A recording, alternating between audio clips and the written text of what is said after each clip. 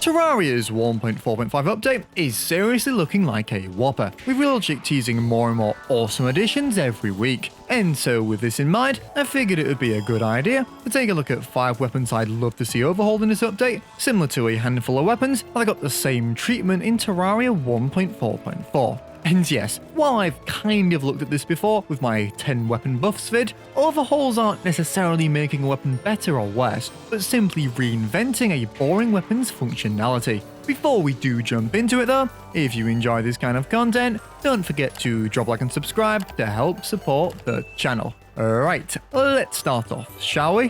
First up, we have a weapon desperate for some TLC, the Keybrand. I think it's safe to say that no one in their right mind would use this weapon unironically for when you can obtain it, essentially just being a bogger standard true melee weapon that deals more damage to lower an enemy's health. And while this is kind of cool, I'd love to see it overhauled to perhaps match some other true melee weapons like the Excalibur and True Knight's Edge. To be honest, I'd even be happy if it fired a key-like projectile, or maybe, a more ambitious approach, could take a slice from the Kingdom Hearts version and cast magical spells or even be dual-wieldable. The outcomes are truly endless. Next up, we have a flail that's underwhelming at best, the Flower Pow. I actually made a video on this recently and basically concluded that it's boring as hell. For a post-Pantera drop, its damage is okay, however its actual functionality seriously lets it down, basically being a budget version of the Flare-On, but a minuscule upgrade to the much earlier obtainable Dribbler Crippler. The problem is, you see, for the stage you get it, it operates too much like a regular flail.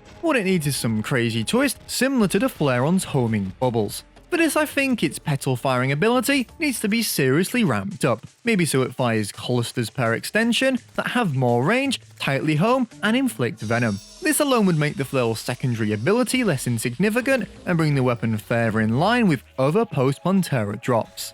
Next up, we have a bit of an odd one, the Bubble Gun. Yeah, I know what you're thinking. The Bubble Gun is already a fantastic weapon, which I totally agree with. However, I think from a functionality standpoint, it's quite boring, basically being a non-homing version of the Flare-On that costs mana. And with the Razorblade Typhoon existing, it can look quite plain in comparison. So, what do I propose? Well, for starters, I think adding homing to this thing is a given, which may even need to come with a slight damage nerf to balance it out. Also, I think them projectiles would benefit from some unique attributes, perhaps a mix of toxic bubbles that deal more damage, or some that explode into more bubbles when in contact. Or even, the more ambitious approach of the lot, a mechanic similar to Larcriphagy in the Binding of Isaac, allowing bubbles to combine, grow, and release a more deadly attack. Let me know your thoughts.